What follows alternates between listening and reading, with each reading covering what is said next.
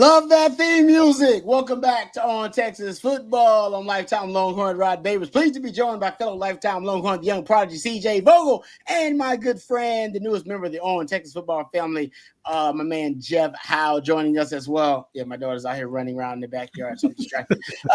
Thank you guys for joining us wherever you guys are joining us from. We appreciate all of your questions and comments. What's up, CB? Hey, CB, I got it in the mail. Just let you know. Boom, got it in the mail. It took a little bit longer than I thought, but just so you know, CB, between me and you. But also appreciate you guys joining us wherever you guys are joining us from. You can always hit us up. Questions, comments. We'll try to address as many of them as we can. Super chat, jump to the front of the line. You can interrupt the show at any time. We'll continue to talk about Sark's media availability. A couple of days ago, we'll talk spring football nuggets and everything else you guys want to talk about here on the show. All right. First and foremost, my daughter's out here, so I'm an old man. I got a 18-month-old at 45 years old. So here's my question, Jeff, because you're a bit of a historian too. When was the last Texas football head coach that had a child while they were the head coach at Texas? Ooh. Because I don't think it's ever happened. I'm going to go out on a limb and say it's never happened before. I'm going to say Amias is groundbreaking historical precedent that a Texas football coach in the modern era of college football has never had a kid whilst also the head coach at Texas. Football, other sports, I'm sure, but I don't think it's ever happened. I'm the only idiot that's worried about stuff like this, but also I guarantee you, I don't think it's ever happened. I did a little kind of random deep dive. Mm-hmm. You can't tell me you found out there actually has been a head coach in the modern era that's had a child whilst the head coach at Texas. Unless it was, no, I mean, I can't think of one off the top of my head. No way, dude. They get these jobs when they're 40s. You don't get these. Most people are having kids in their 20s. I'm not. I'm a little bit. All right. I'm a contrarian. I had a child at 44 years old. Most people have their kids in their 30s or in their 20s. You get Texas head coaching jobs in your 40s.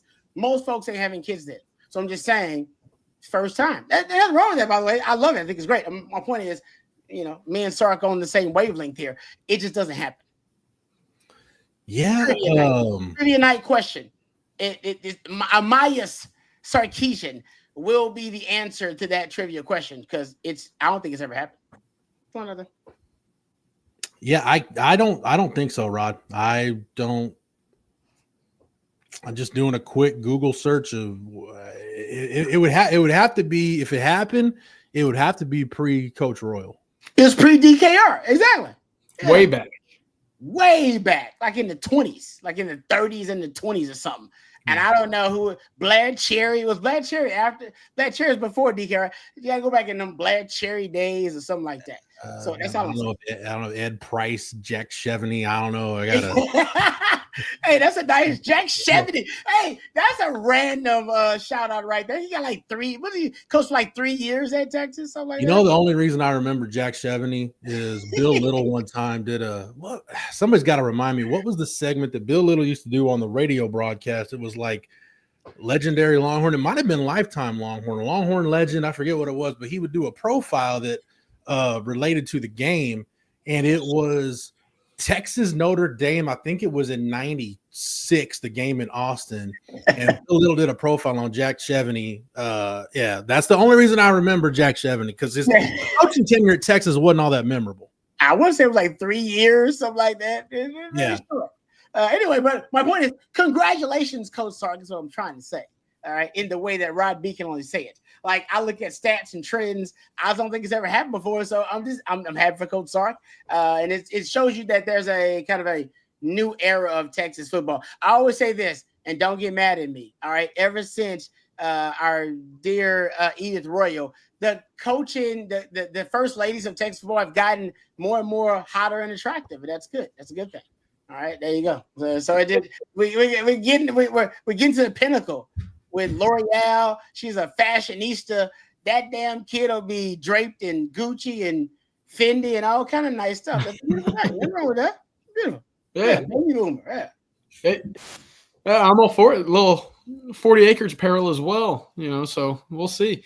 Jeff, little house cleaning. You redo what's behind you right there? It looks good. No, I just changed. I've got a one of those desks that raises up and down. And my wife is getting on me about sitting too long, so I'm standing up to it. So it's a different angle. It's same stuff, but it's from a different angle. Yeah. Bro, you have your standing desk? Is that a standing desk for real? Mm-hmm. Well done. God bless you, man. That's legit. That's respectable. That ain't easy, folks. The standing desk. Like, I'll give you some props for that, man. They are not a sponsor, but shout out to IKEA for the retractable desk. Okay, you know what? No BS, Jeff. I'm gonna hook you up with a standing desk sponsor. I BS you not. Lily got a text from shout out to Megan. All right, now give her a shout out. We may get you a standing desk pretty soon. I'm all for it, man. Yeah, just so you know. I'm just throwing it out there. We may get it sponsored and everything, so Jeff can stand at his desk like his wife wants, and also do shows. Oh man, we can make money at the same time. It'll be the beautiful thing. So that could happen. All right. We'll get to some of that later on. All right, let's dive into some of the topics today. We'll get into Texas spring football news, notes, and nuggets. I got more I want to talk to you guys about from Sark's media availability. Thank God he actually gave the media some time. That's what I love about Sark. He is very gracious with his time. I mean, he said he didn't want to take up the limelight from men's swimming and diving, win national title, and of course, Texas women's basketball making a Final Four run. But he did talk to the media earlier this week, and actually, I thought he was very forthcoming. So I want to talk about some of the items that he discussed. We'll also get into some of the recruiting news, notes, and nuggets with me and CJ, because it's a big recruiting weekend as well. So throw out your questions, comments. We'll try to address as many of them as we can. And like I said, Super Chat jump to the front of the line. You can interrupt the show at any time. All right, this is what I want to get you. I want to ask you guys about, because something that Sark brought up that I thought was really cool. And this is, I don't know if Sark's like giving us information just to keep the media satisfied, or if he's actually being very open and forthcoming. It feels like he's just being very open and forthcoming, and I think that is the case for Sark. It's why we like him so much. But he talked about Arch's leadership and some examples of Arch's leadership with the team. And the best example was him trash talking the defense. And I know how much that means, because I've been on a team with a quarterback. Chris Sims is my best example, but Major was like that as well. Like, I remember those guys coming over either prior to practice to poke their head into position meeting rooms and talk trash, or I remember them actually on the field at the time before we do team drill and stuff and one-on-ones, them talking trash during that time. And both of those guys did, by the way. All right, Major and Sims did, by the way, when they were like the leaders of the team. And I feel like that coming out, that Arch wasn't doing that prior to being the leader of the team. Like I said, I remember Sims doing it, but he didn't do it till like 2002. You know what I mean? When it was his team. That's his team. I remember Major doing it at times as well, but that's because Major was the guy. All right, he inherited that relation, or at least that moniker of being the team leader. Yeah. I feel like Arch talking trash. We haven't heard about Arch talking trash like that prior to this season. Maybe he was as a second string quarterback. I don't think he was. I think that's a starter thing. I think Arch has now started. Yeah, I'm going to challenge the defense now. And the reason it's important is because it shows you that Arch respects the hierarchy. He's from the first family of quarterbacks. He respects the hierarchy of the quarterback position and the authority that it demands. It's like, nah, I'm not gonna be there as a second string quarterback, but as the first string guy, my team, just like my secondary when 2002, when I inherited it, my secondary is gonna be different than everybody's secondary. We're gonna have a bit of a different attitude, different standard. That's why it's important to me that he was talking trash to the defense, because I think ultimately it's him declaring his team, that this is his team. His style of leadership is going to be different than Quinn. We never, ever heard about, you guys let me know, maybe I'm off, about Quinn talking trash to the defense while he was there. He was a 3-year starter. 3 years. It was last time we heard Sark say, yeah, Quinn was talking trash to the defense, man. He was telling them, if I get you, I'm gonna let you know about it. Never. And nothing wrong with that, by the way. I'm not criticizing Quinn for that. I'm just saying we are truly embarking on a new style of leadership, gentlemen. Alpha male type stuff. He got that dog in him type stuff. Not saying Quinn didn't, but I think that's one of the examples where he exhibits that leadership where Quinn did not. I think you'll see plenty of those going forward.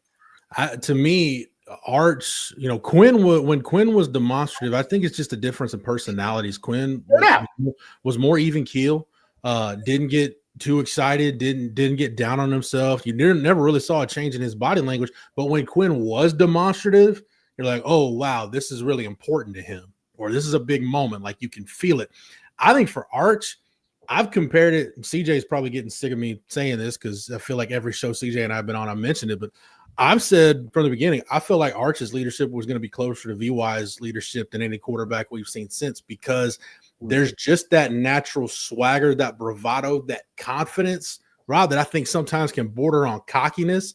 Like, you go back to the big moments Arch has had that he had last season, that touchdown run against A&M, the touchdown pass to DeAndre Moore against Mississippi State. Like, it's been a long time since I've seen a Texas quarterback react like that.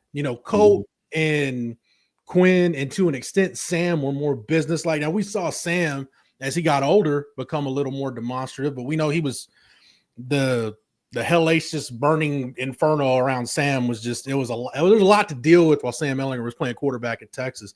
But I think Arch just brings a level of, like I said, swagger, bravado, that natural confidence that we haven't seen at that position since VY.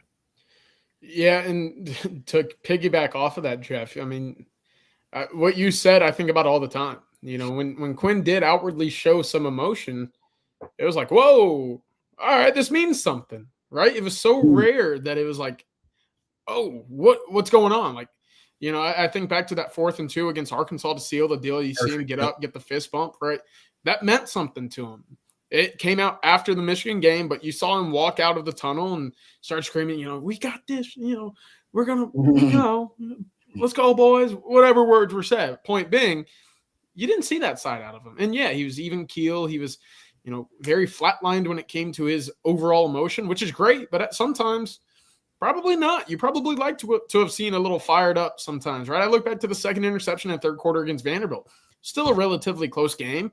Quinn had a great first half, yet coming off of a game or two where he wasn't playing his best football, you'd like to have seen him get a little pissed off, technically, just frankly speaking. It's like man, we got to get back. Give me the ball. Come on, defense. Give me the ball back. Let me go back out there and do it again, right?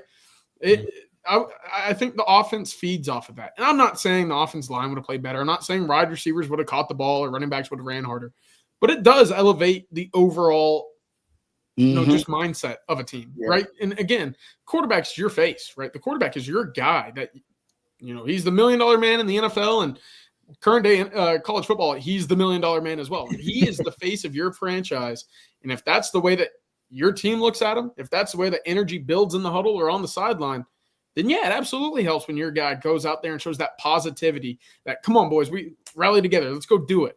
And I'm not sure Texas saw enough of that over the last few years, but I know for sure that they're going to see it with Arch Manning. Yeah. Now, the more that I think about it, when I think of Sam Ehlinger's leadership, Sam led more by his play, just in terms of his physicality. Like, that was how he expressed himself. Where some guys might want to talk trash and talk smack and, puff their chest out a little bit. Sam would rather his expression be, I'm going to truck this safety in the open field kind of thing.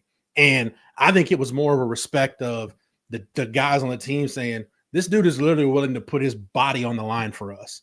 And I think, Rod, it helps that Arch comes in, and you could speak to this having, as close to you are as Chris Sims and were when you guys were playing. Chris Sims came into Texas with instant credibility. Yep. He's the #1 player in the country, Super Bowl MVP son. That's one thing that Arch had. Arch had instant credibility the minute he stepped on campus. Everybody knew who he was, and I think he did a really good job of just kind of falling in line, trying to be one of the guys. He didn't try to, like you said, I like the way you put that. He respected the hierarchy. I don't think he wanted to step on Quinn's toes, and I think that's why part of the reason why we heard Sark at times a lot last year say, this is Quinn's team. Quinn has earned the right to quarterback this team. There was an understanding that, this is Quinn's last hurrah, for better or worse, and we're going to give him the platform to lead this team and see how far he can take it. All right, he did that in 2024. Turn the page to 2025. It's Arch Manning's team now. I love that. And my man CB says VY elevated the entire program. He did. One of the things I loved about that interview, I think it was Brian Davis who was remarking to Sark at the time, was that you're going to get the love because you're a Texas quarterback, baby. You're gonna get the love. You're gonna feel the love no matter where you go in Austin. You go to lunch, you go to the gentleman's club, you go downtown, you're going to feel the love, baby. You Texas football. I hung out with the starting quarterback of Texas football. Oh, you're going to feel the love. But you also you're going to heal the booze. Todd Dodge tells a great story. Todd Dodge tells a story. I can't remember the game, but he tells it multiple times. So I'm sure you can find it. Where he tells a story about him getting booed and getting a standing ovation the same game. Yeah. The thing is that every starting quarterback at Texas gets booed. It's just inevitable. You gonna get it. All right, it's just part of what comes with being the starting quarterback. There's a growing joke, and I don't know if it's true or not because I'm not old enough, that the last starting quarterback at Texas that didn't get booed was James Street. He's the last one. He won too many games. Like that. When you gonna boo James? There was no reason to boo. There was no reason to boo. What are you booing for? You're just a hater at that point. I don't know if it's true or not. I didn't live that long. But the point is that you can talk to, and I would love for somebody to do it. LHN, maybe Third and Longhorn should do it. Maybe On Texas Football should do it. Talk to every starting quarterback since James Street, the late great James Street, and ask them, because they all remember when they got booed. They all remember. None of them forget. You don't forget when you got booed, man. You don't forget when all of the fans you thought loved you started booing you. They all remember. Sam remembers. VY remembers. VY got booed. He remembers. They all remember.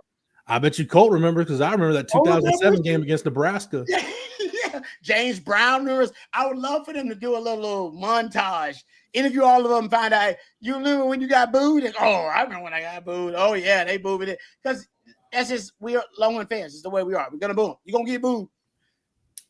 All right. Does Arch get booed or is Arch the James Street exception? When does Arch get booed? Because every Texas starting quarterback has gotten booed. Hell, I remember Quinn got booed multiple times. When does Arch get booed? Does he get booed? It's going to have to take a Garrett Gilbert Kansas State game. Oh, gosh. It's going to take a lot. And I've always – Quinn was the prince that was promised, right? He was the five-star guy coming back. Arch is now supposed to be the Archduke that delivers. That's how it's supposed to go. Texas has gotten that close. He's supposed to get the guys over the hump. There's so much excitement. And I was talking about this the other day with somebody. He would have to essentially play a game like drunk and just be horrible. Because it's still they're going to give him the benefit of the doubt, and for Quinn, it was a little bit unfair because I think that team that he was on, the team that he walked into, is obviously significantly worse talent-wise than what Arch is going to have. So a lot of Arch's mistakes, a lot of Arch's issues are going to be masked by having a team that's significantly better than the team that Texas is playing on the opposite sideline. So it's not going to be as glaring, right? Texas probably wins the game in Stillwater with the roster that they had in 2024 when Quinn throws 4 picks. That was still a nail-biting game. But because they didn't, and because Quinn threw so many interceptions and it just looked bad on the surface, that's where some of that animosity comes. So for Arch, will he be treated the same as Quinn? Probably not. And that's just the luck of the draw for Quinn. It's unfortunate in that regard. But for Arch to hear some boo birds, oh boy, it's going to have to take a really, really bad consecutive streak of games. you think about the historically bad games some Texas quarterbacks have had. I mean, you'd have to be, oh man, says CJ, Garrett Gilbert against K-State, Chris Sims Big 12 championship game. Somebody mentioned it in the chat just now. Sam against Tech his freshman year. Yeah, it was bad. Mm-hmm. You know, when you can argue Sam was the reason they lost that game. Yeah, just because they couldn't protect the football. So, there's the comment right there. That I remember Sam got booed his freshman year back in 2017 when he threw a pick against Tech that cost us a game. Look how Sam is remembered now. It was Rod. I'm sorry I keep bringing up that Big 12 championship game. It probably hurts you a lot more. But it would take something like that, like a meltdown of epic proportions in a game of consequence. Like if Arch, I'm saying this because I don't think it would happen. If Arch just went out and just turned the ball over every possession of the OU game, and Texas is down like 28-0 at halftime, I think Arch gets booed at that point probably. But I don't think any of us foresee that happening. Mm-hmm. Yeah, no, somebody saying, when did Quinn get booed? Georgia. It could have been Georgia. I didn't go back. Go back to 2022. Yeah, 2020. I said earlier in Quinn's career, I think he might have got the Bluebirds. Remember that Baylor game that was ugly? Oklahoma State was on the road, so that was ugly. Hell, you definitely would have got it. People were booing at the watch party I was at. So for Quinn. I mean, it kind of just goes to that. I would say unrealistic as expectations of what I think myself and Texas fans were expecting on the field, right? You know, you see Steve Sarkisian with, you know, some of those quarterbacks and offenses at Alabama, you're thinking right away, all right, that's going to be translated right over to Texas. All we need is the quarterback that has consistency. Quinn, you know, right out of Ohio State, basically right out of high school, best prospect of all time. He's going to be the guy that brings that.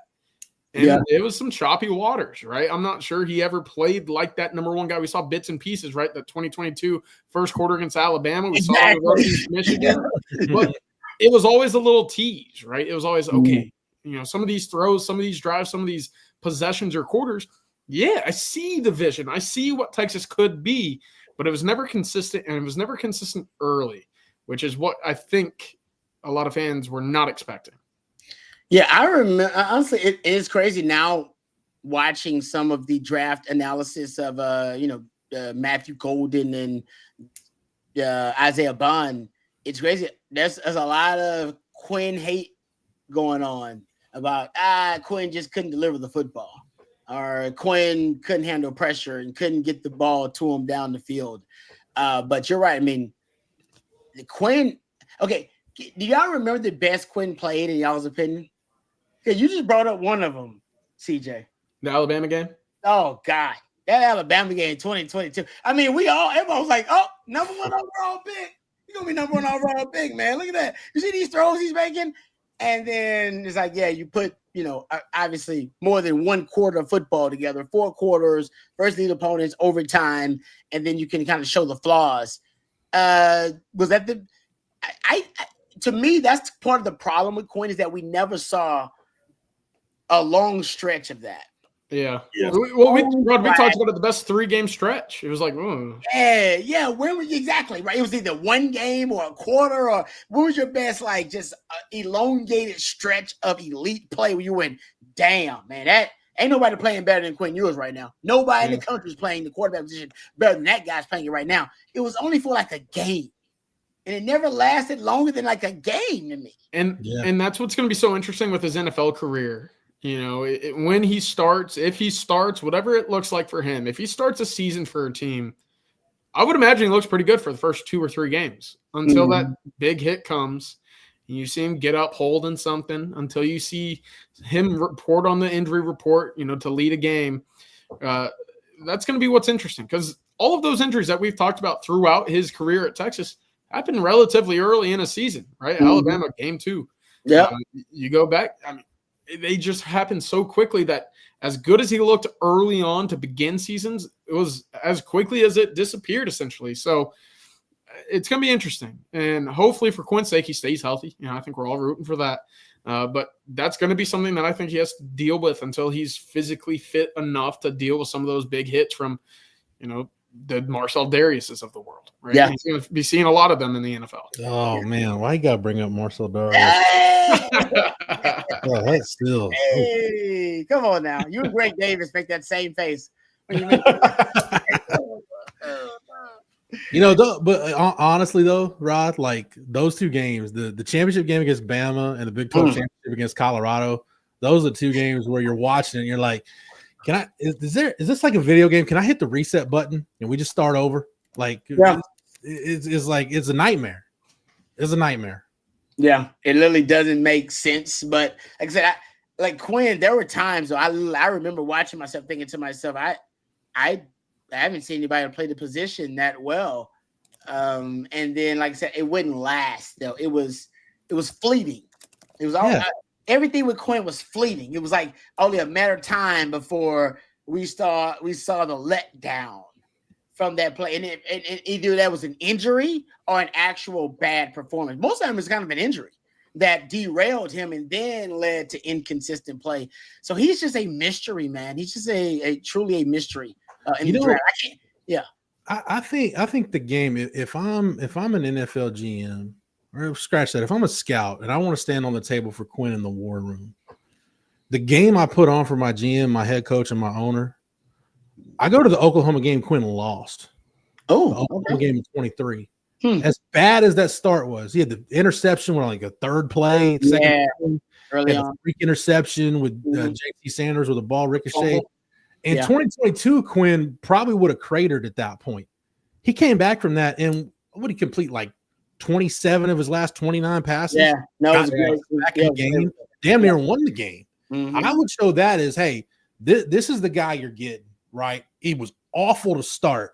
As bad as that was, still gave his team a chance to win the game in the fourth quarter. Against a good defense. Against a good defense, yes. Talk trash about Venables, but he puts out a good defense pretty much consistently. That's a good point, Jeff. And show his ability to bounce back, battle adversity, and those because the Georgia game, that first Georgia game really hurts his draft stock. Yeah. It does. It just does. Because that's the game with a lot of NFL draft picks against the standard of college football. And in that game, he didn't hold up. Matter of fact, in that game, his own coach lost trust in him. Yeah. That's the one that's hard for. Like, how do you explain that when you sit down with a scout? Yeah. When you sit down with a scout and sit down with a coach, he wants to, man, what happened? Because they don't pull punches. They sit down like, hey, what happened? What happened, man? What happened on that play? What on that cut? What was you thinking? What went down? And you got to be real with him. And you can't collapse under pressure. You can't have an emotional breakdown. You got to be there to straight up tell them this is what went down. Jackson Dart's got thinking. It was a Jackson Dart game we threw like 3 interceptions in the fourth quarter. What, you remember that game? Was it the Kentucky game? But I was like, dude, this dude is melting down. Yeah. All right. Kentucky. Those were the games where the scouts want you to explain. Nussmeier did it to A&M as well. Yep, exactly. Explain it to me. What happened? How did you have a complete meltdown in this situation? I need you to break it down for me. So he's got to explain that Georgia game. And I'm sure Sark didn't want to have to do it, but Sark did it. And now you got to explain that situation. But somebody's going to take a chance on Quinn. And I hope it's the right team. Because if it's the right team, he's got a real shot, actually. Look, if Kyle Shanahan can turn Brock Purdy into a quarterback good enough to lead a team to a Super Bowl, all it's going to take is the right fit for Quinn to have a successful career. Yeah. It's the greatest trick Kyle Shanahan has pulled, Rod, one of your best friends. He has convinced the football world that Brock Purdy is a Super Bowl caliber quarterback. Bro, no trick, no greater trick has ever been played on Gen Pop. I don't know how he did it. Go back and look at Shano's quarterbacks, though. He always does more with less when at the quarterback position, which is why Ewers in a Shanahan system would work really well. I remember when Brock Purdy, after his freshman year, people were saying he's a first round. Remember, Jeff, we talked about this on the Blitz. He was being projected in mock drafts as a first round quarterback after his freshman year. And I remember saying, I like Brock Purdy. I think he actually is a really good player. He's an NFL player. And then he never played that well after that. Every year after that, he got worse every year. I've never seen it. He got worse. And then he ended up being the last guy drafted in the NFL draft. And then finally started playing close to what the ultimate like ceiling of his projection was as a player. So that he's a prime example of nobody knows what the hell they're doing when it comes to quarterback. Nobody knows. Don't let anybody lie to you and tell you know what they're doing. Even Bill Walsh swing and whiffed on QBs at quarterback. It happens, man. There's nothing you can do about it. So I think ultimately we have to see where Quinn lands to see if ultimately a team is serious about him having a chance at being a franchise quarterback at one point. CJ, I think you were in the group with me. We were talking about this at the pro day. I think teams are going to have to look at not what Quinn was, in high school, but kind of look at the skill set now, because I think we think about, throwing those rainbows at South Lake or even early in his Texas career. I think at this point, maybe the injuries have just added up. He's just not that guy anymore. He's almost, the injuries have gotten into a point where he's had to change the kind of quarterback he is. And it's going to take somebody realizing that and say, okay, this is what he is now. Let's go ahead and make the most of it, rather than saying, no, I can the 2022, early 2022 version of Quinn, the pre-Dallas Turner version of Quinn, I can get that out of him, because I don't know that that's there anymore. Yeah. And again, that kind of goes back to my theories. Like, we talk about arm strength, we talk about unlimited arm. There were comparisons to Matt Stafford with how quickly and how well he could throw a football around. And we never saw that, right? We never saw a bullet down the field. We never saw, at least not in the last year and a half, I would say, maybe those Alabama games in 2022. He had some nice moments in 23 as well at Bryant-Denny. But point being, it always felt like there was more to be desired with the arm strength vertically down the field, which comes back to the overall kind of question with Quinn is, what can he become? What can he be in the NFL? Can an NFL team or scout or coach get more out of him? And the big question is, I don't know. And, we sit here and talk about arm strength specifically. Look, I saw Arch Manning throw a ball against Mississippi State right before halftime that I never saw Quinn complete. So that's my concern with Quinn, is everything that we heard, the 73-yard pass. That's almost in the conversation of Wilt's 100% point game for me. It's like, I don't believe it, right? I don't think that actually ever happened, because look, I never saw it with my own eyes in every other instance available for him to go do that. So that's my concern for Quinn. But ultimately, to your point, Rod, hopefully he lands in the right spot. Someone gets that out of him. Yep. I guess I can't wait draft day to see where Quinn lands, because to me, that will determine whether he is a 12-year veteran in the league or whether he ends up being a one-contract guy in the league. It really is a big part of it too, because I don't know if I ever believe he's going to be a franchise quarterback in the league. But can he be a guy that can be a backup quarterback to stabilize a quarterback position for 10 to 12 years? I think he's got that kind of potential too. He could end up being a starting quarterback. Right now, I don't know if the NFL sees him as that. They don't see him as that. They don't see him. Jackson Dart, they actually see some of that. That's why he's being projected now to being a first-round quarterback. But also, side note, Rod, what's Jalen Milroe is going to go watch 32 other people get picked first in the first round. He accepted his invitation to Green Bay for the first round. He's just going to sit there and watch 32 people. I don't get it. I don't only do Roger Goodell and clap. I mean, I don't get because to me, it goes contrary to what the NFL is supposed to be like promoting. They say they only want guys that are going to attend the NFL draft who are going to get drafted in the first round, because they say they don't want the drama of guys dropping in the draft and then you looking at them at pick after pick. So that to me, that either means Jalen Milroe's been told by somebody he's going to be drafted in the first round, or the NFL believes that. I'm with you. I don't believe it though, CJ. I'm with you. I don't know how that's the case. Jalen Milroe's a second to third round pick to me at best. Yeah. Second at best. Can I give you a Quinn kind of, if I describe this career to you? Announce some picks. If I describe this career to you, would you take it for Quinn? You play 10 years in the league, play 87 games, you start 82. You throw for a little over 18,000 yards, over 101 touchdowns, 69 picks.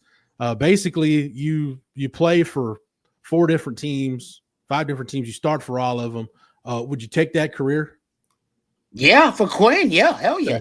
The quarterback I just gave you was Kyle Orton. Damn. Yeah. Wow. Damn. I did not think Kyle Orton was that accomplished. I ain't gonna lie to you. That's pretty good.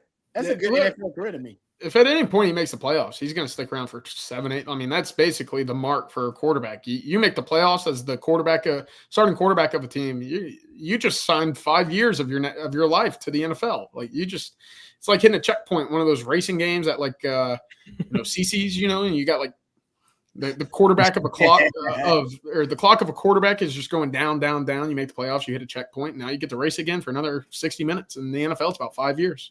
Mm-hmm. Yeah, you're right. I always got to find a couple of teams that see him as a stopgap quarterback or a bridge quarterback, and then he's right there in it. That's a great. I did not know Kyle Orton was that accomplished. Thank you, Jeff. So, to me, that's a great NFL career. I know he was projected at one point to be a first-round pick. Man, I was a 4th-round pick, guys. Y'all talking about him being shamed of being a 3rd-round pick. Like, now I feel bad for being a. So I think. Quinn is still doing pretty damn good. All right, let's thank our first sponsor of the night, our friends over at Flat Creek Estate Winery. Did you know the most awarded wine in Texas is actually the vineyard closest to Austin? That's right, ladies and gentlemen. That's right. Flat Creek Estate Winery is just minutes from downtown Austin, and they've won award after award this year for their vintage wine, Super Texan. Super Texan is now available at your local spec, so give it a try. Also, they have a display at our local Central Market here in Austin, Texas, so the good word is getting out about the great wines over at Flat Creek Estate Winery. Flat Creek is also a gorgeous venue with wine tastings and barbecues every single weekend. It's perfect for a day date with your significant other or a weekend getaway with your significant other. That's Flat Creek Estate Winery. We actually had a member of the On Texas football family get engaged recently at Flat Creek Estate Winery. So no matter what special occasion or special event you have planned, our friends over at Flat Creek Estate Winery, they can accommodate all of your wishes, no matter what they are. That's flatcreekestate.com, and reach out to them for reservations and reach out to them to check out more about their fantastic premium wine selection at Flat Creek Estate Winery. All right, let's get back to the question. Justin has a super chat here, actually. Thank you, Justin, for the super chat. We appreciate it. He says, which Texas quarterback got the most undeserved hate in y'all's opinion? That is a damn good question. I'll go. Appreciate that. Okay. You go first, Jeff, because this is a good one, man. Most undeserved hate.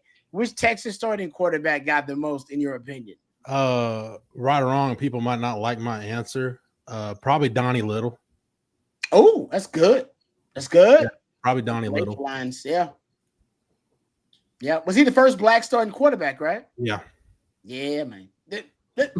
Early 80s. Yeah. I think it was undeserved. Yep. I was going to say Chris Sims because I think Rod, we've heard all the stories about, if the things that happened to Chris Sims in 2001, 2002 happened in 2025, it would be viral, wouldn't even describe it. I mean, you're talking about getting your cell phone plastered on a message board and getting your phone spam, tire slashed, whatever. I don't know. You told me a story, right, about y'all were going to a frat party, beer bottle got thrown at him. Like, yeah, that's undeserved. Hey, you can be upset, but when you're like, bodily injury, destruction of property, you're going over the line at that point. Yeah, that's a good point. I actually know Donnie Little very well. I've talked to Donnie several times about his time at Texas. Very tough. I would not have wanted to trade places with him. Yeah, I didn't think about that, Jeff, but you're probably right. That's probably one of the top ones, if not the top one, considering all of the circumstances involved with being the first black starting quarterback at University of Texas. I remember Chris Sims. I'll just say this about Sims. I know this first and foremost. Tire slashed, death threats, had to change his phone number multiple times. I know that for a fact.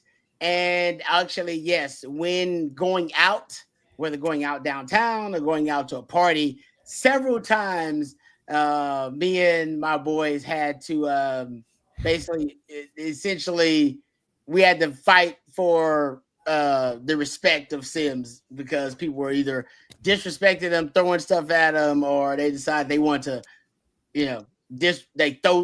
actually fight Sims at the time, like a group of dudes or something like that.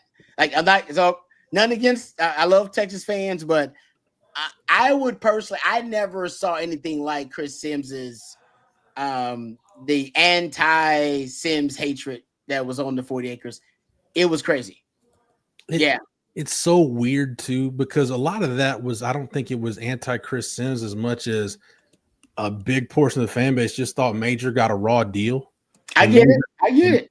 And Major was a cult hero, but it's weird how in the years since, and we sit here in the year 2025, I feel like Texas fans feel the complete opposite about both guys compared to how they felt during their playing days. Listen, I love both of them. Okay, I'm a big Major guy. There, you can see videos out there, me hugging on Major, loving on Major, and everybody knows I got Sims' initials tatted on me, so I love him like a brother. Okay, I love both those guys. Those guys have been great friends to me. But I'm with you though, Jeff. When I first got there, Longhorn fans didn't know. Now they know. Now it's public knowledge that Major was banging Ricky Williams' girlfriend at the time, who later became his wife. So it's great. They got married. So true love does exist. But that was actually a very heated and very volatile, controversial, point of contention on the 40 acres when I got there. Yeah. And we were still talking about that when I got there in the locker room. It was like it's still a thing. Now, nobody outside the locker room knew that because social media didn't exist. Now social media exists. Ricky's told the story. Major, I'm sure, has talked about it. Whatever. It's all good. Everybody's happy ever after, so it's all good. But think about your starting quarterback banging the Heisman Trophy winning's girlfriend and having a in the same backfield. That's an issue.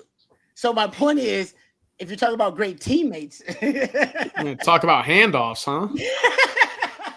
Sims was at the time. We were like, man, Sims was like he's a better teammate than Major because Major wasn't necessarily a great teammate because that's not a good teammate to be banging your teammate's woman or whatever. Yeah. By the way, that happens way more than y'all would like to acknowledge. It happens a lot, unfortunately.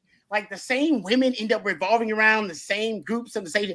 Even in the DB room, it's happened a lot. Like having a DB room like 4 or 5 times. Whether or not Rob B was involved, I will plead the fifth. But it happens a lot. So I'm not blaming Major, saying Major was an a-hole for that. No, it happens a lot. Trust me. But my point is, it was a point of contention. There you go. Yeah. So Justin, thank you. And I would say Sims got a lot of undeserved hate, in my opinion, because of that. Boom. Groupies, that's his boy Wonder. They call them groupies. They call them boppers. They call them cleat chasers. They've been called a lot of things, but they hang out in the groups and everybody gets to know them. Can we acknowledge Rod though at this point? Like everybody, I know Sims has talked a lot about it. Like you said, he's talked about his time at Texas. And by the way, would you want to come back and celebrate? Be around the program as much as I think people want Chris Sims to be if all that stuff happened to you. I don't blame him for not coming around. Can Mac own his part in this? Because he handled that piss poorly. I don't mean bad. Piss poorly is how he handled it. That's true. I agree with that. I agree with Mac didn't handle it well at all because he tried to shield Sims from criticism at the time. This is pre-social media. So Mac had no idea, the fervor out there for sports entertainment. So he tried to shield Sims from it. And then he tried to speak for him, which is also not a good idea. Those guys were actual sweet on the road. They were actually sweet mates. So on the road, they would actually room together. Like for some reason, Greg Davis and Mac Brown thought that was a good idea. Bad idea. Not a great idea.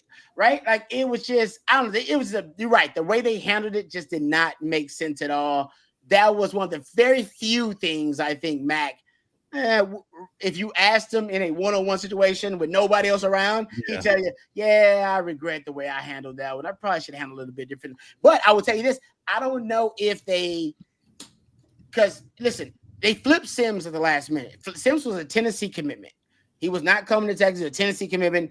Tim Brewster, ace recruiter, he got him to flip at the last minute and get Sims to commit to Texas. Nobody had any idea that Major was going to be the freshman of the year in the Big 12. He became the freshman of the year. How are you going to bench the freshman of the year at quarterback in the conference? You don't.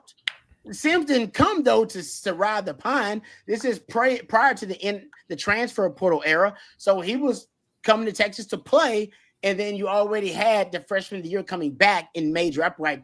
That screwed up everything.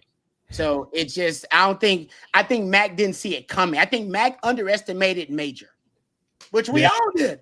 Go look. Have you seen Major? You ever seen him with you go look at him, he looks like a frat boy. CJ would look more formidable in a helmet and shoulder pads. Exactly. Yeah, Mac was like, Major will be okay. And then Major ended up being like, I think it was freshman of the year that year in the Big 12.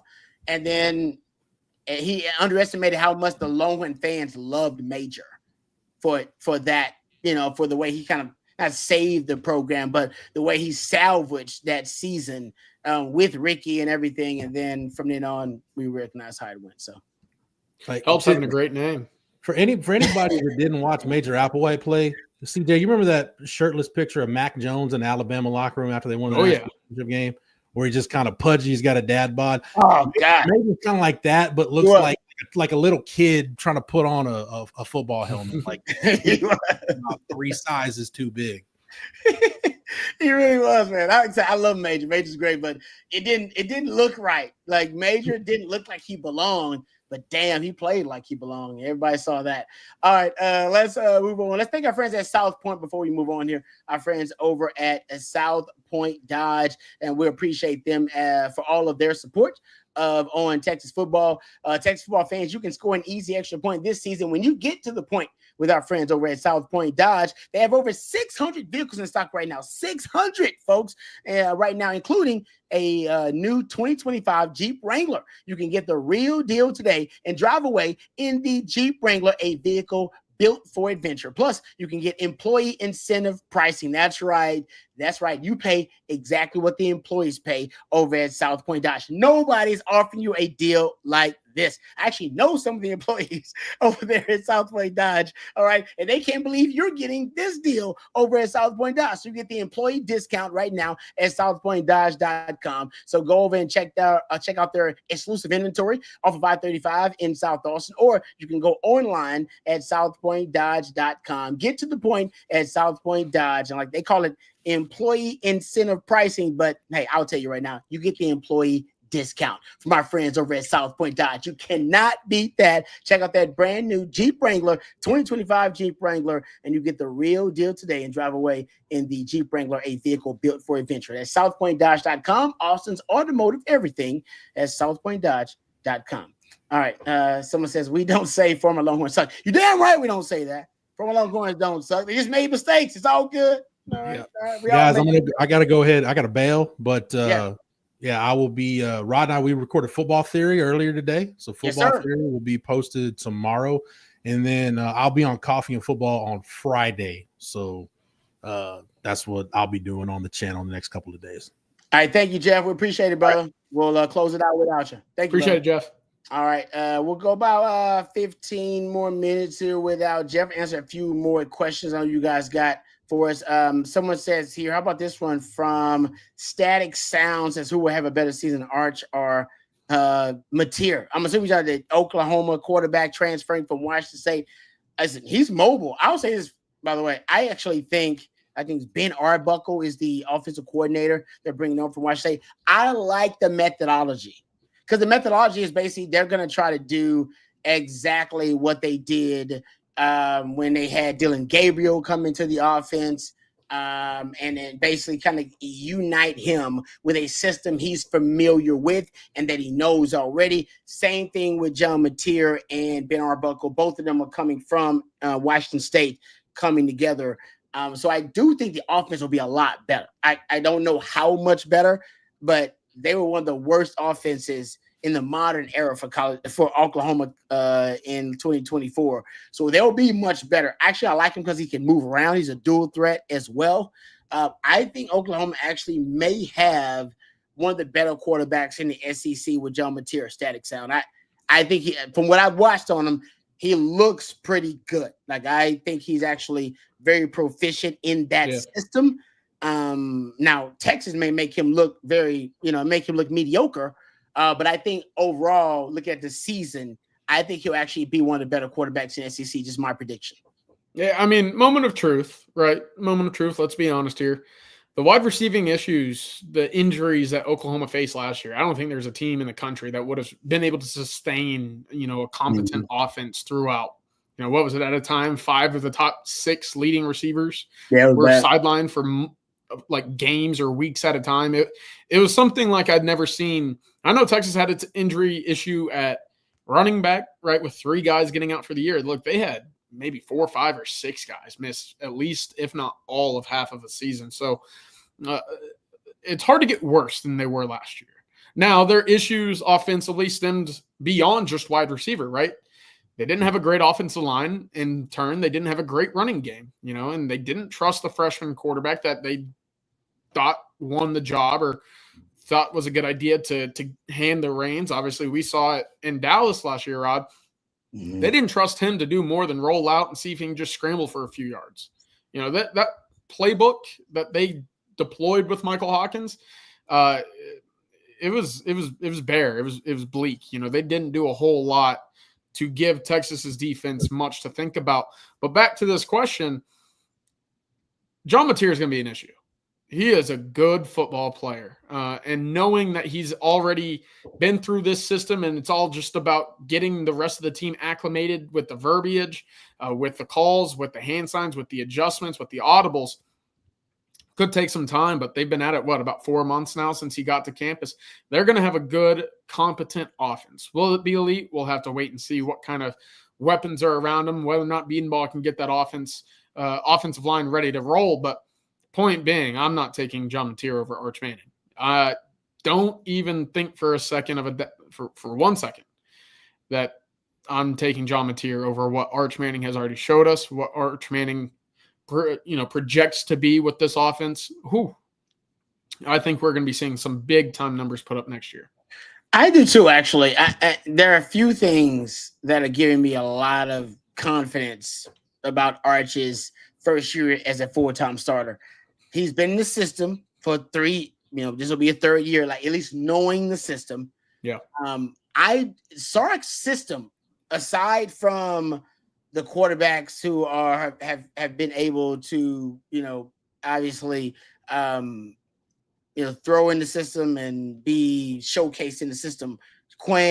Malik Murphy is one of those guys too. Casey Thompson, all those guys. Every year, the explosive plays have increased. To last year, you were the most explosive offense in the country. Like, nobody had more 20-plus yard plays, explosive plays on offense than Texas. You were top 10 in 2023. You were number 1 in 2024. Look at all the pieces that changed on the offense in that time span. And every year you've gotten better. I think you were top 40 in 2022. I mean, you were like outside the top 70, I believe, when Sark first got here. Like, you just weren't an explosive offense at all.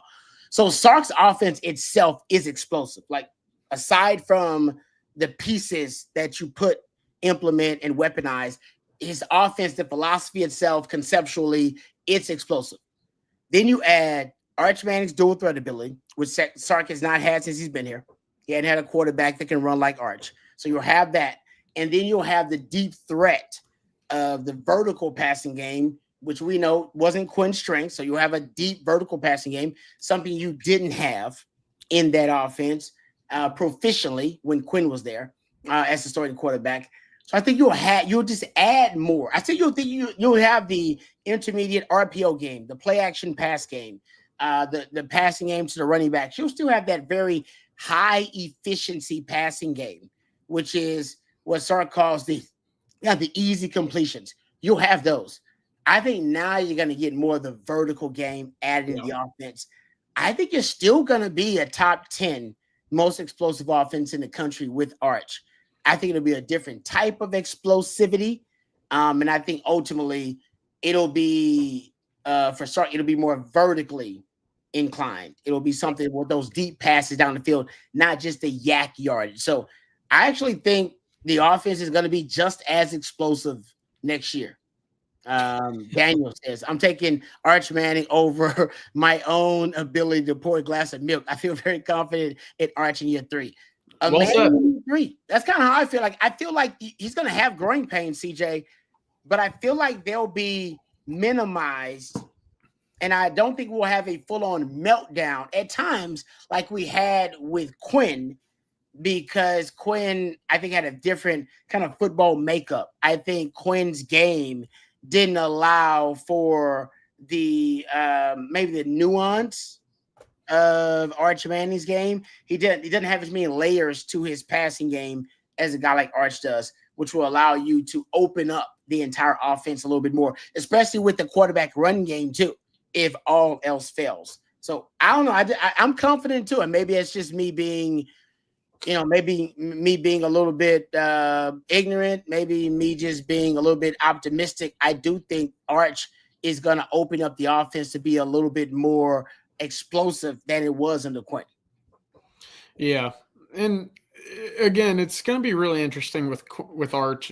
And Rod, going back with some of these games that I'm doing my rabbit hole for, if Arch doesn't start sliding, we could be looking at some pretty physical hits that he's taken.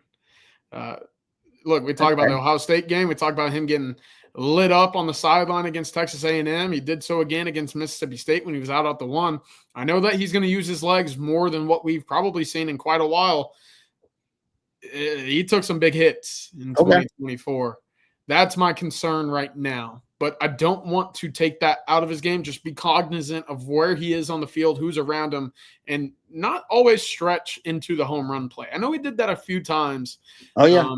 That Mississippi State run, the 26-yard run where they rolled him out at the 1, the A&M run where it turned the corner again, ended up scoring the touchdown. That's great. That's magic. But I'd be a little cautious if he kind of oversteps that, because boy took some big hits last year. No, you're right about that. That's a great point. And I think my fear is that if it does happen, even if it doesn't injure him, like my hope is that, he just takes a big hit, has to come out, whatever. Sarko pull back on any quarterback run game after that, and turn him into a pocket passer and say, no. Even scrambling, I don't want you scrambling. I want you to throw it away. I want you to run out of bounds, that kind of thing. So you're right. I agree with that. He did take some hits. He's big though, man. He's big. He's a big physical kid. I've seen him, and it's a little shocking when you see him. He's way bigger than you expect him to be. Yeah. Right. But you're right, CJ. I agree. He's big until you take some of them hits. Right. Let's thank our friends over at Bluebird Organizing before we move on here. And then we'll answer some of your questions. We appreciate you guys. Bluebird Organizing, bluebirdorganizing.net. That's Perry right there. You see, and Perry actually got a chance to come out and look at our space out here. Look at my office and look at our garage, because my wife wants to park both the cars in the garage. So we got to try to maximize the space there, maximize the space out here in the office where I record all of our All Texas football stuff. So I brought out the best in the business. Bluebird Organizing, bluebirdorganizing.net, to help me to make sure that we can get this space organized. So she already has a plan. I had my free in-person consultation, had that last week. She already sent me the plan. She's going to come out either this week or next week, and we're going to get everything done. And I'll tell you exactly how Bluebird Organizing works. But she's been fantastic so far. My wife's really excited about it. I'm really excited about it. And you should be as well. If your wife or your life is feeling a bit overwhelmed, maybe she wants to be able to park both of the cars in the garage. Maybe she wants to be able to find items a little bit more easily. Or maybe she complains about tripping over all the kids' toys, or maybe you as a husband are feeling a little bit overwhelmed and a complete loss of how you can help and deal with the spring cleaning that's obviously happening right now for a lot of folks out there. Mother's Day just around the corner. You want to give your wife the gift of a lifetime with a customized organizing session from Bluebird Organizing. Perry, owner of Bluebird Organizing, will come into your space without judgment. She won't judge you at all. Trust me, she didn't judge me, and I got all types of issues. She will come to your space without judgment and give you and your wife and your life an organized kitchen, closet, playroom, garage, or whatever it is, office like us as well, whatever you need, Perry will take care of all of your issues. And also, she'll take all of your donations at the end of the day. So all the things that you are thinking about getting rid of, she'll take that off of your hands and leave you and your family with a space ready to enjoy and ready to fulfill all of the issues that you may have. Our friends at Bluebird Organizing do a great job, and it's time to give your wife a gift that she'll love for years to come with Bluebird Organizing. So give her a call or a text at 737-346-7779. That's 737-346-7779 to book your free in-person consultation today from Bluebird Organizing, or reach out to them today at bluebirdorganizing.net. That's bluebirdorganizing.net. Like I said, I've already reached out to them, had them come out here. You should have them come out to your space as well. It's a free in-person consultation, so you got nothing to lose, but so much to gain with our friends over at Bluebird Organizing. We really appreciate them for sponsoring our live stream tonight and being part of the On Texas football family at bluebirdorganizing.net. All right, let's get back to the questions here. Cole, thank you, Cole, with the super chat, says, I'm a fan of, I'm a high school football DB coach in Alaska. Whoa, Cole, we appreciate that, man. Thank you for checking us out from Alaska. Say I'm a big Texas football fan as well. Love that Texas is becoming the place to be if you're a big body, physical freak playing on the back end. Thank you, Cole. You're right about that. Sark said, this is quote, Cole, from his latest media availability. He said DB, and you let me know if I'm off here, CJ, best looking position on the team. Oh, yeah. It's in a conversation to be, I'm paraphrasing, but he says the best looking position on the team because of the types of bodies they're recruiting there now. The length, the frame, the speed. He even remarked that these should be some of the main contributors on special teams at the DB position. I agree with him, by the way. I think it was the last phase of roster construction for Texas was the defensive back position. Think about it, what they recruited in 2023 and 2024, they've been kind of building up to this DB position.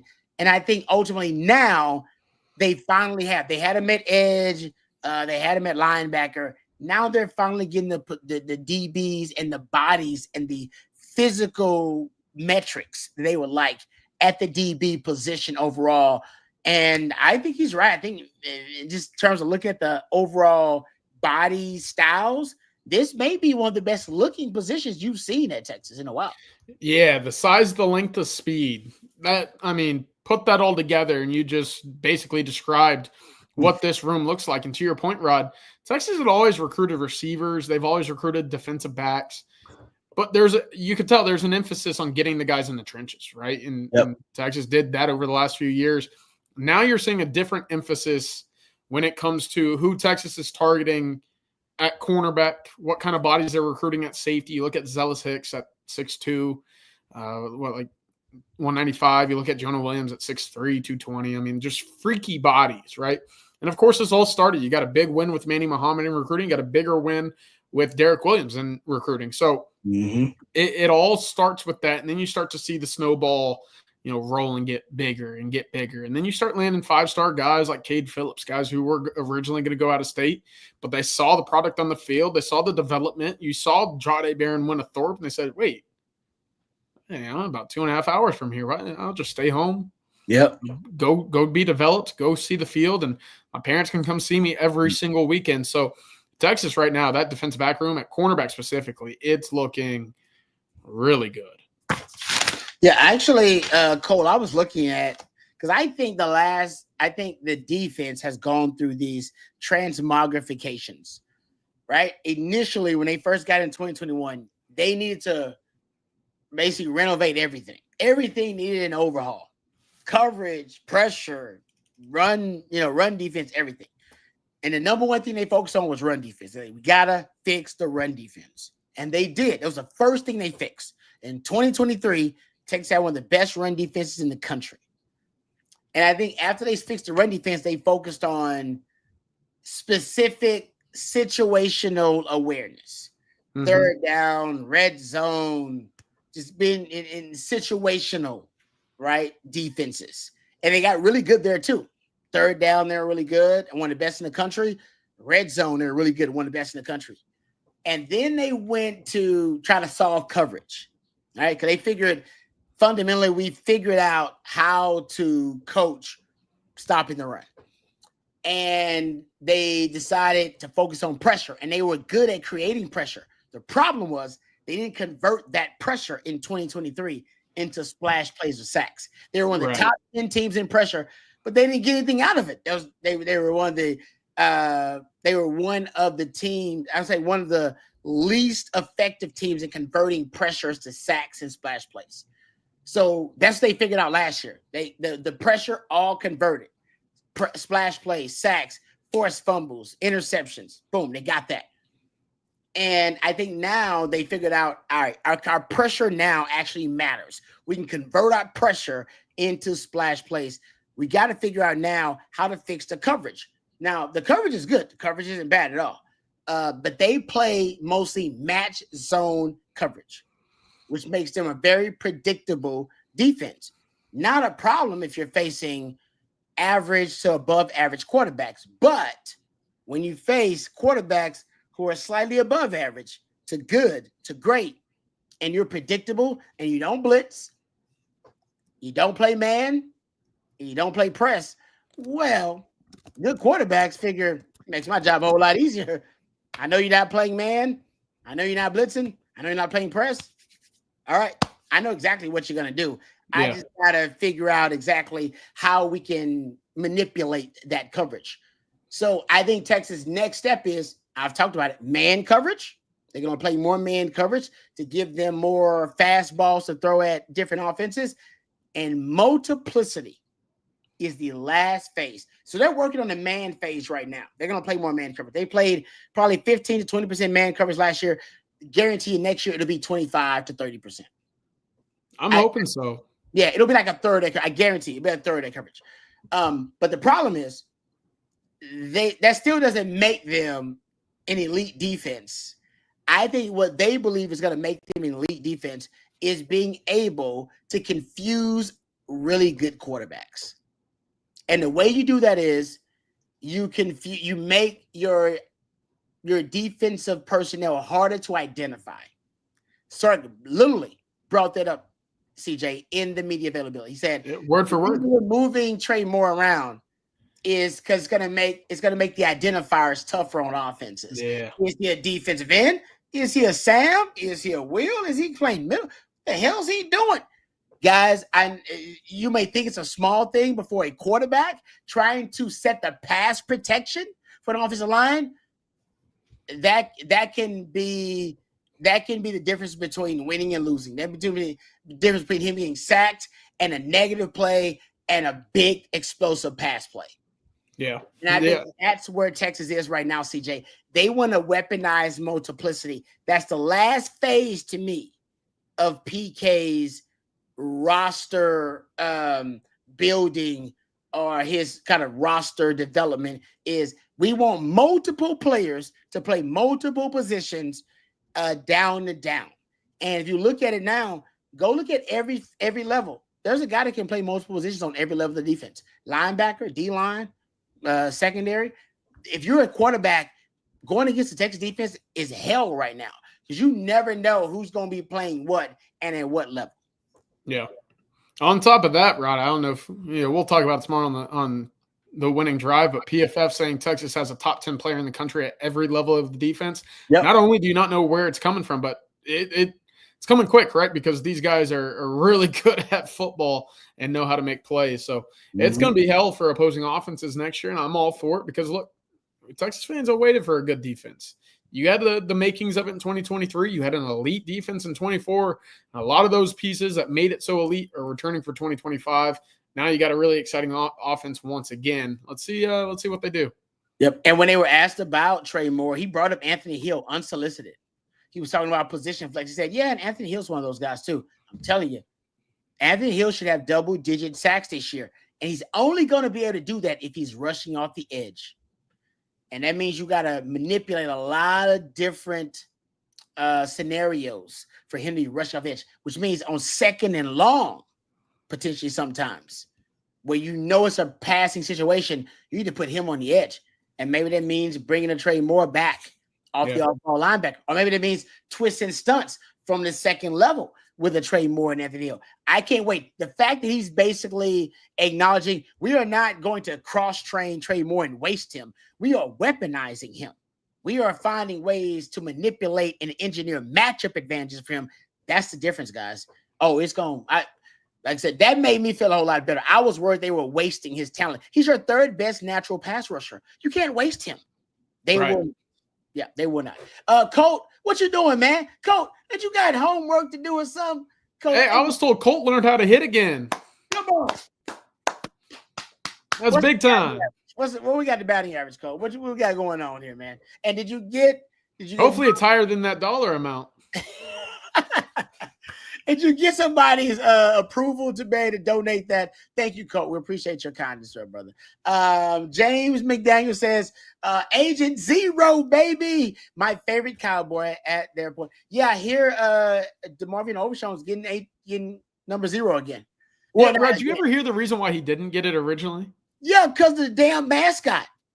But right? That's the reason why. Man. I mean, the damn mascot. Who has it worse than me? The Mavs trade Luka. The Cowboys are worrying about the number on the mascot, man. Who's got it worse than me? What's his name? Howdy? Is it Howdy? What's the name of the mascot? Rowdy. Is it whatever it is? Yeah, apparently. No, this is a real story, guys.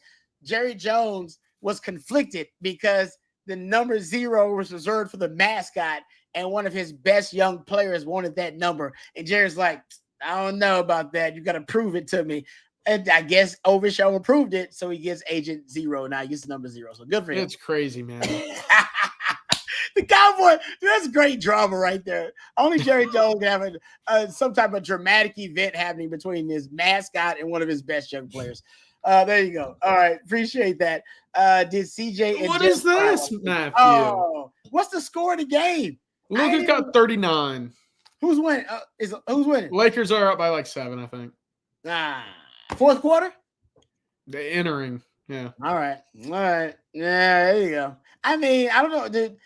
Are you rooting for Luka or are you rooting for the Mavs at this point? Like, I don't know. For the immediate future, I'm rooting for Luka and LeBron. All right. I'm an MFFL till I die. Just that MFFL stands for my fandom follows Luka now. So it's so sad for all of my Mavs fans out there and Cowboys fans, man. I don't know. I guess the Rangers are good though. Rangers are balling. There you go. Right? Yeah, see, still. It's early. No joy at all. All right, last question of the day here. How about this one from Daniel? Says, I asked my buddy who isn't a Texas fan what Arch rushing yards will be next year. He said 218. Damn, that's very specific. He said they will play to protect him. Arch had 104 last year. What do y'all think? So, CJ, you always think, above? Up? Yeah, I think you're going to get more. Really? I don't think you're going to see him. Look, I'd be shocked if we saw another 75-yard touchdown run this year. It could certainly happen. He's a freaky athlete.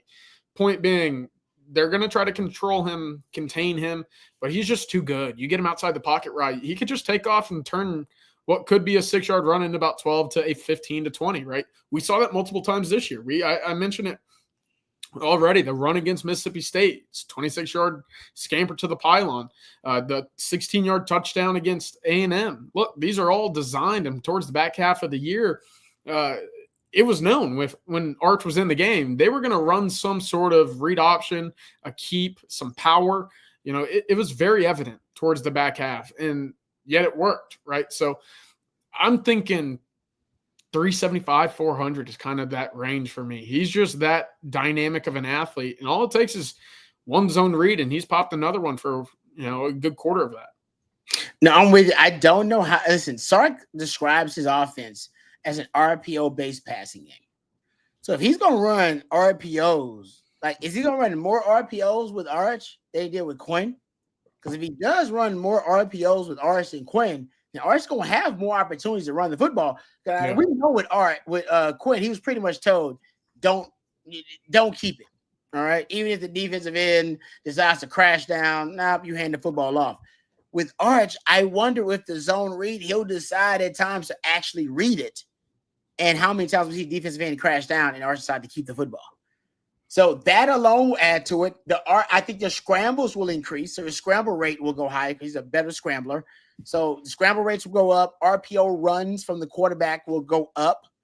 And I think you'll have more design runs. So I'm kind of with CJ. I think going over that 218 mark, just with all of the. And you got Neil Brown. Yes, and thank you very much. Good point. The special assistant to the head coach, Neil Brown, with the Garrett Green, resume there, as CJ's brought up. More design runs, more RPO quarterback runs, and more scrambles. I think we go above that 218 mark there. So good stuff there. All right, let's thank our last sponsor of the evening, our friends over at Vaughn Lane. Really appreciate them for being a part of the On Texas football family. And folks, have you tried driving and flying and traveling to the major Texas cities, whether it be Austin or Houston, San Antonio, Dallas, and DFW? It can be a hassle.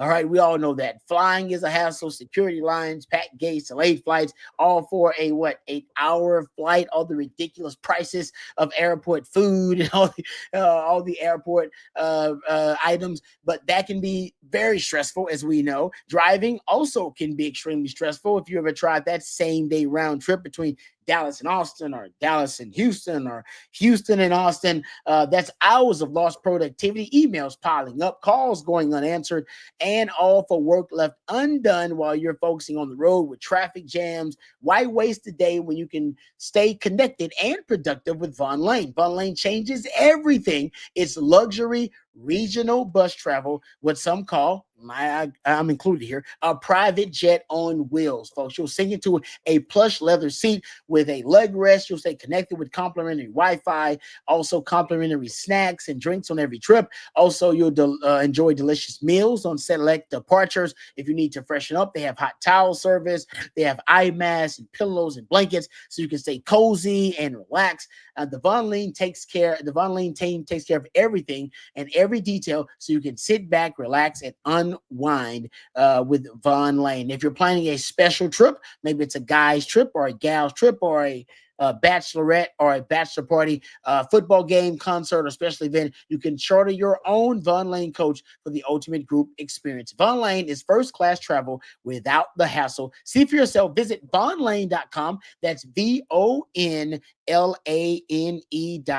and use the promo code OTF25 for $20 off your first trip with VaughnLane.com. Use the code OTF25. You get $20 off your first trip with VaughnLane.com. All right. Thank you very much to my man Matthew behind the scenes. He's the real MVP. Appreciate all of his hard work. Thank you to all of our sponsors as well. VaughnLane.com. Remember to use that code OTF25 and you'll get $20 off your first trip with Vaughn Lane. Flat Creek, FlatCreekEstate.com. Our friends over at Bluebird Organizing, BluebirdOrganizing.net, and South Point with SouthPointDodge.com. Thank you, CJ, and thank you as well to Jeff Howe for joining us. Thank you to all you guys out there for all the super chats and all the questions. If we missed any of them, we apologize for that. Please direct them to the guys over at Coffee and Football tomorrow at 8:15. Also, we'll have the winning drive with myself, CJ Bogle, and Coach Bob Shipley. That'll be at 3:15 tomorrow. So for CJ and for Jeff and for Matthew, I'm Lifetime Longhorn Rod Babers. Until next time, hook 'em horns.